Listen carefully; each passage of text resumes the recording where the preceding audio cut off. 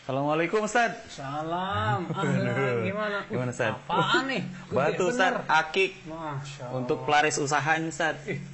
Yang ini buat keberuntungan. Oh, benar ente. Ente tahu nggak itu syirik keyakinan seperti itu. Tapi Ustaz ada hadis kan yang bilang kalau kita berhusnuzon sama batu, batu akan berhusnuzon sama kita. Ah, ini dia nih. Nih, ente harus tahu ya.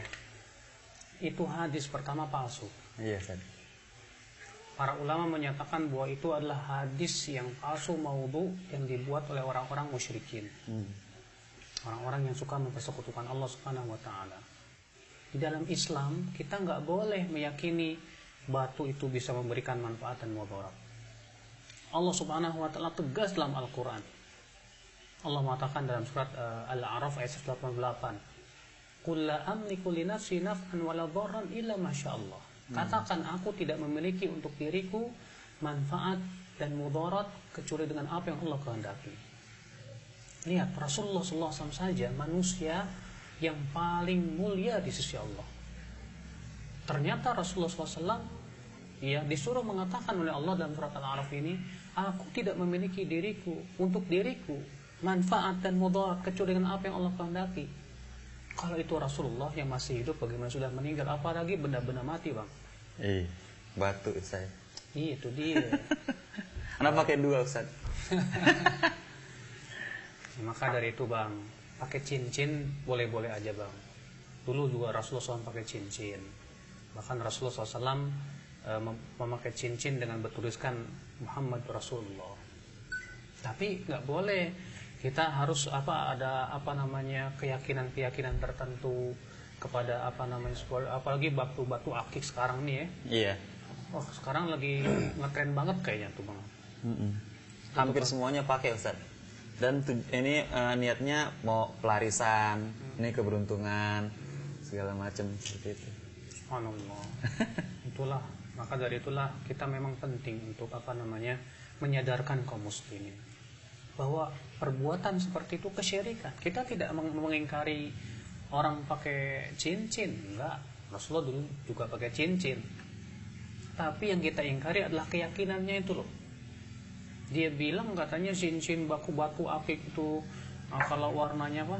Warna merah, biru, macam-macam dan yang lainnya punya ini bisa mengentekan jodoh lah, ini bisa melancarkan rezeki lah. Ini jelas kesyirikan.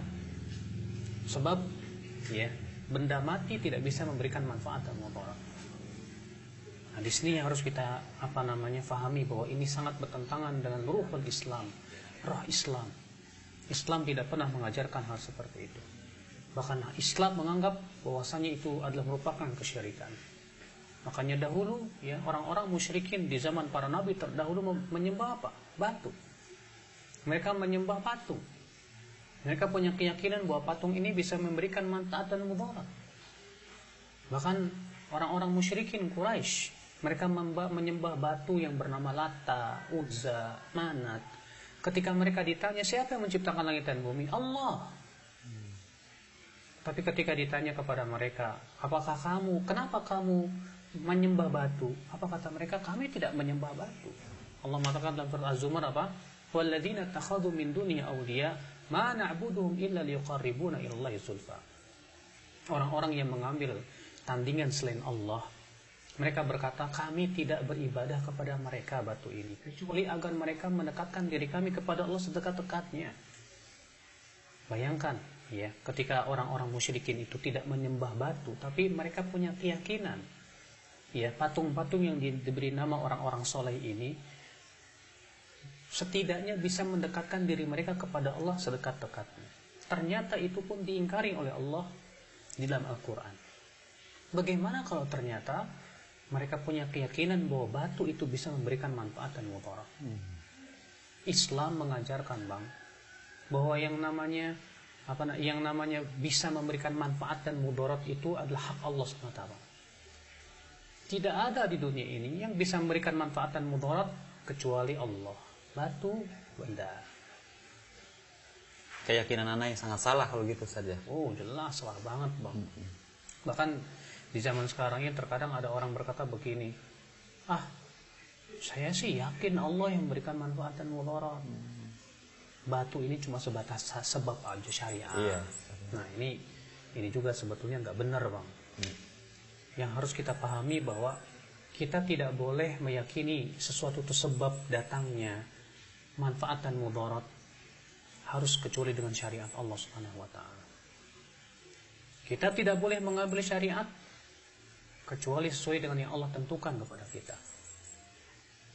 Kita tidak boleh mempunyai keyakinan bahwasanya batu akik ini sebab enteng rezeki, ini sebab yang memberikan rezeki memang Allah, tapi ini sebabnya. Kita katakan subhanallah, dari mana Anda katakan itu sebagai sebuah sebab? Mana dalilnya? Apakah Allah pernah menjadikan sebab tertentu untuk datangnya rezeki dengan tanpa dalil? Kalau kita pengen dapat rezeki, ya cari rezeki dong.